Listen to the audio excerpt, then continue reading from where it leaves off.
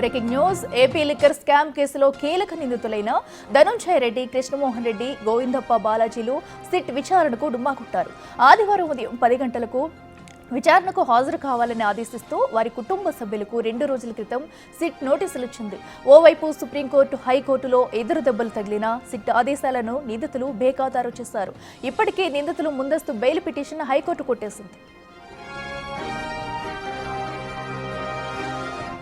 ఇదే అంశానికి సంబంధించి మరింత సమాచారం విజయవాడ నుంచి మా ప్రతినిధి శివ అందిస్తారు. శివ, చెప్పండి. ఇప్పటికే అటు సిట్ విచారణకు కూడా వీరు ముగ్గురు విచారణకైతే హాజరు కాలేదు. మరి తదుపరి సిట్ ఎలాంటి చర్యలు తీసుకునుంది? మరొకసారి నోటీసులు ఇచ్చే ఛాన్స్ ఉందా?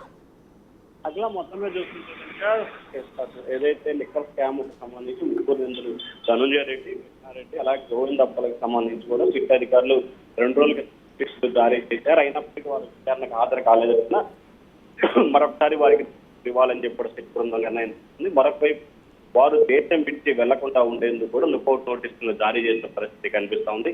మరొక వైపు వారి కోసం ప్రత్యేకంగా 3 బృందాలుగా ఏర్పడి బెంగళూరు, కర్ణాటక, హైదరాబాద్, విజయవాడ, తిరుపతి ప్రాంతాల్లో కూడా ముమ్మరంగా గాలింపు చర్యలు అయితే కొనసాగిస్తా ఉన్నారు.